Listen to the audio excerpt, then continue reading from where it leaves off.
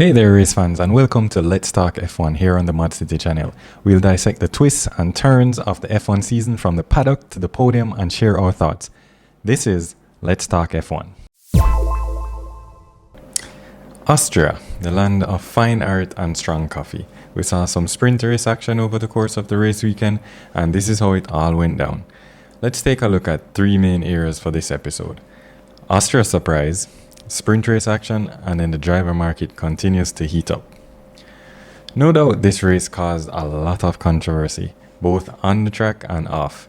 We see two friends, well, if they're still friends is the question, coming together and causing severe damage, well, to the McLaren of Lando for sure, seeing him retire from the race.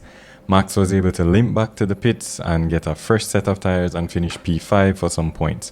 More on that in a minute. George Russell was in a prime position to avoid the crash between Max and Lando, plus the flying debris on the track all over the place, to take the lead and the win of the race, his second in Formula 1. Piastri, I believe, did really well to overtake Carlos and secure P2, Carlos locking down P3 for another podium for Ferrari. Now to the topic everyone is debating, it's all over social media. Who was at fault for the collision between Max and Lando?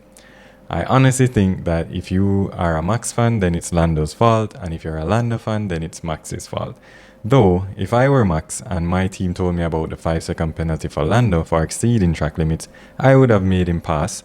Lando being on a brand new set of medium compound tires and he had the pace, then stick with him till the end. I don't think there's any way, based on the number of laps remaining in the race, that Lando could have built up a 5-second gap. No way. Max should have played it smart on that one and secured 25 points towards his championship points haul, especially after the continuous and extremely close calls when they were literally running each other off the track pretty much. Then Max was given a 10-second penalty after the collision. Have to play it smart sometimes, but these guys are racers and they just want to win so badly. Now, did Max move over and collide with Lando? I believe so, which is why I agreed with the 10-second penalty for causing a collision. So this one might be Max, it might be his fault. Now what will their friendship look like after this race? I don't know. Will they be friends again or can keep it civil and show each other respect on and off the track? What do you think? Let us know in the comments below. Moving on. Strong performance from Max though in the sprint quali despite having car issues in EP1, and we also saw an eager Max trying to pass Oscar Piastri in the pit lane. Certainly a team to watch this weekend was the McLaren boys, right on the heels of Max for the sprint race. Sainz splitting the Mercs and an issue for Charles, seeing him start in P10 for the sprint. The Austrian Grand Prix sprint was a thrilling affair in my opinion, with Red Bull's Max Verstappen emerging victorious after a close battle with the McLaren duo of Oscar and Lando. Max continues his dominance for the most part in the sprint race. Starting from pole position, Max controlled the entire sprint race for most of the time. However, he faced a stern challenge early on from the McLarens. Both Piastri and Norris put up a great fight against Verstappen, particularly in the opening stages of the race. Piastri even held the lead for a brief period. There was some real wheel-to-wheel action that I am sure the fans were delighted to see.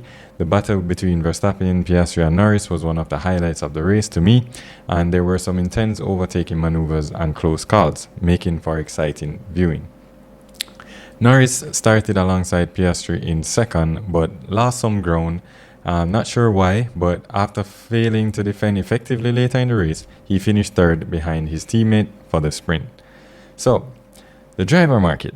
That continues to have announcements week after week. So as we see Pierre Gasly confirmed for Alpine next season and Lance Stroll re-signs to Aston Martin.